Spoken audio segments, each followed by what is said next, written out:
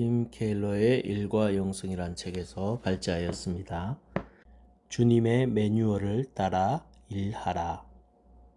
인간은 일하도록 설계되었고 이를 통해 존엄하게 되며 이런 창의성, 특히 문화 창조를 통해 하나님을 섬기는 도구이기도 하다. 하나님은 인간들에게 분별하고 선택하는 능력을 심어주기 위해 어디를 가든 새로운 무언가를 발견하고 만날 수 있게 하셨다. 심미적, 신체적, 영적 미각을 충족시킬 만한 양식이 무궁무진했을 뿐 아니라 몸과 마음의 건강을 다질 수 있는 일들이 있었다. 영적인 성장을 위해 순종해야 할 말씀을 주셨다. 문화적이고 창의적인 능력을 개발하도록 정원을 돌보는 육체 노동을 시키는 한편 짐승들의 이름을 짓는 작업에 참여시켜서 정신적인 역량과 통찰력을 키우게 하셨다. 마지막으로 하와를 지으시고 짝으로 맺어 주셔서 인류가 성장해서 세상에 가득하게 될 길을 열어 두셨다. 땅에 충만하라, 땅을 정복하라는 막중한 직무를 맡기시기 위해 그처럼 공을 들이신 것이다. 흔히 이 말씀을 가리켜 문화명령이라고 한다. 첫째, 하나님은 땅에 충만하라, 즉 수를 늘리라고 명령하신다. 번성을 의지적으로 완수해야 할 임무를 부여받았다. 하나님은 세상에 인간 사회가 가득하길 기대하셨다. 인류에게 사회를 발전시키고 세워가는 걸 일로 삼게 하신 것이다. 둘째, 하나님은 다른 피조물들을 다스리며 더 나아가 정복하라는 명령을 주셨다. 정복이라는 표현은 자칫 자연을 적으로 간주하고 어떤 식으로든 싸워 이겨야 할 것 같은 분위기를 풍기기 쉽다. 개중에는 이 구절이 자연 파괴의 면허를 내어주었다고 불평하는 이들도 있다. 하지만 이건 그런 얘기가 아니다. 본문의 명령은 타락, 그러니까 썩어짐의 종살이를 하기 전, 열매와 더불어 가시덤불이 생기기 전에 주어졌다는 사실을 기억할 필요가 있다. 따라서 땅을 정복하라는 명령에는 폭력적인 의도가 눈꼽만큼도 섞여 있지 않다. 따라서 하나님의 형상을 가진 존재로서 세상을 다스린다는 건 청직이나 대리인 역할을 한다는 의미로 받아들여야 한다. 창세기 1장 28절에서 인류를 향해 그분이 친히 보여주신 모범을 그대로 쫓아 충만하고 정복하는 일을 하라고 말씀하시는 건 우연이 아니다. 인간은 능동적인 자세로 업무에 임하는 정원사가 되어야 한다. 그런 일꾼은 정원을 황폐한 상태로 버려두지 않는다. 흙이 가진 성장과 발전 잠재력을 끌어내서 최대한 풍성한 열매를 맺도록 손을 쓴다.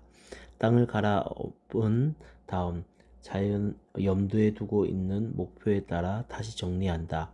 정원의 원재료들을 주물러서 먹을거리와 꽃을 내고 아름다운 풍경을 빚어내게 만드는 것이다. 이것이 세상 모든 일에 적용되어야 할 패턴이다. 창의적이고 적극적인 태도다.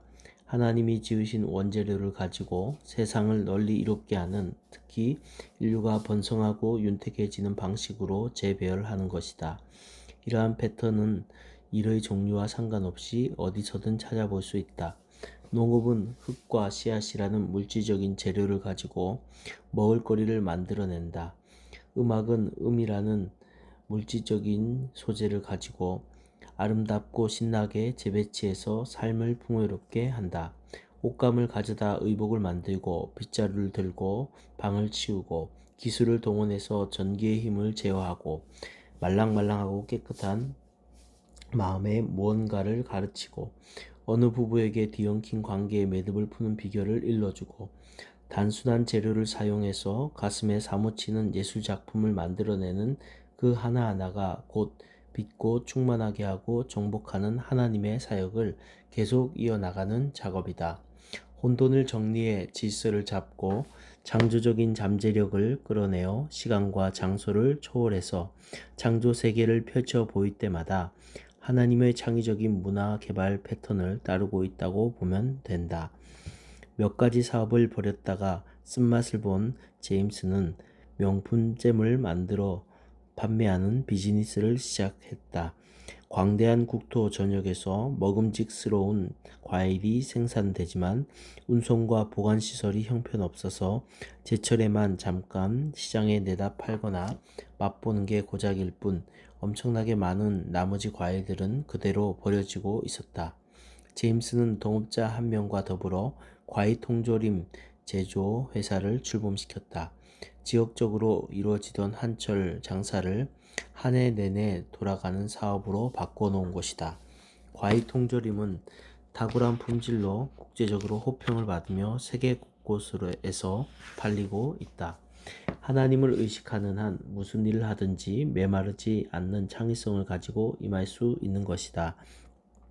인간은 이를 통해 혼돈에 질서를 부여하고 새로운 사물을 만들어내고 창조 패턴을 활용하며 공동체를 조직한다. 따라서 유전자를 결합시키든 뇌수술을 하든 고물을 수집하든 그림을 그리든 이를 세상의 기본 구조를 더 발전시키거나 유지하거나 고치는 기능을 한다. 인간의 노동은 그런 식으로 하나님의 사역과 연결된다. 비즈니스야말로 실질적으로 하나님의 사역을 닮은 일이다. 비즈니스 역시 문화를 만들고 피조세계를 갖고 가는 방식 가운데 하나라는 인식을 가져야 한다. 성경이 가르치는 이런 노동관은 앞서가는 이들뿐만 아니라 평범한 대다수 직장인들에게도 비전과 의미를 준다. 날마다 피조세계를 갖고 나가는 건 누구나 감당해야 할 반드시 필요한 일이기 때문이다.